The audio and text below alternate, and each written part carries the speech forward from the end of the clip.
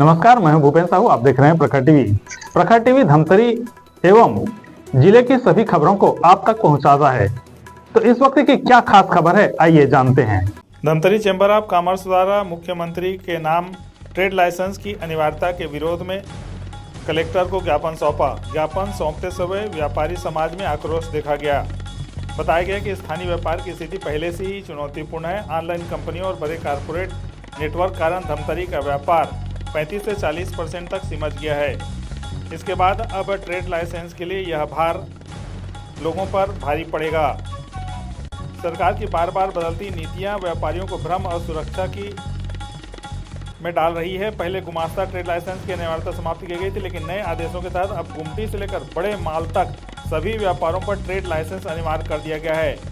जबकि व्यापारी पहले से ही जीएसटी, आयकर, खाद्य सुरक्षा, डायरेक्ट लाइसेंस, फायर एनओसी, मंडी लाइसेंस सहित कई विभागीय दायित्वों का पालन कर रहे हैं। चैम्बर के पदाधिकारियों का कहना है कि यह निर्णय व्यापारी समाज पर दोहरे टैक्स का बोझ है और इसे तुरंत वापस लिया जाना चाहिए। इस पर तत्काल निरस्त करने की मांग की गई है।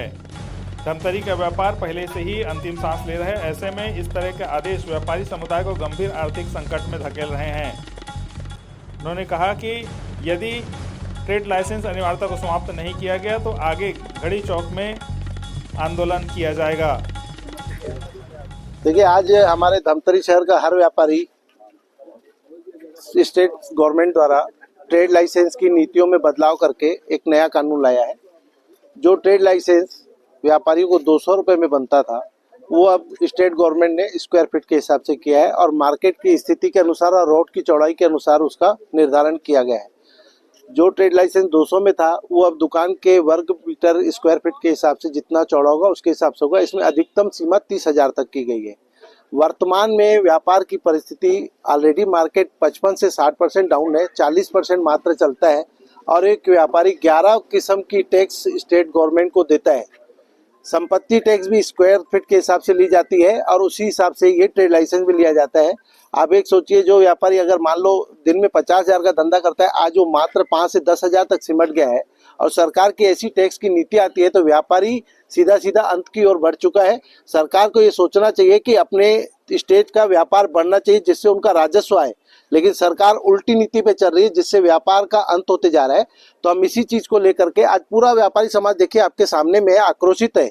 हर किसी का व्यापार खत्म की ओर जा रहा है। तो हम यही चाहते हैं सरकार से कि वो व्यापारियों को साथ लेकर के नीतियां बनाए, व्यापारियों का दोहन न करें और ऐसी नीतियां बनाए जिससे स्टेट का व्यापार बढ़े, ताकि उनका राजस्व भी बढ़े। क्योंकि कोई भी सरकार राजस्व के लिए सब करती है, तो लोगों को साथ लेकर के राजस्व की संग्रहण करना चाहिए, न कि उनको दबा के और दमन करके। इसी को लेकर के हम आज माननीय कलेक्टर महोदय जी से माननीय मुख्यमंत्री के नाम से ज्ञापन देने आए थे, जो हमने दिया, जिसको अब हमारा स्टेट का छत्तीसगढ़ चैम्बर ऑफ कॉमर्स भी इस मामले को लेकर के लगातार मंत्रियों से संपर्क में है और पूरे प्रदेश में इस प्रकार का ज्ञापन का कार्यक्रम चालू हो गया है।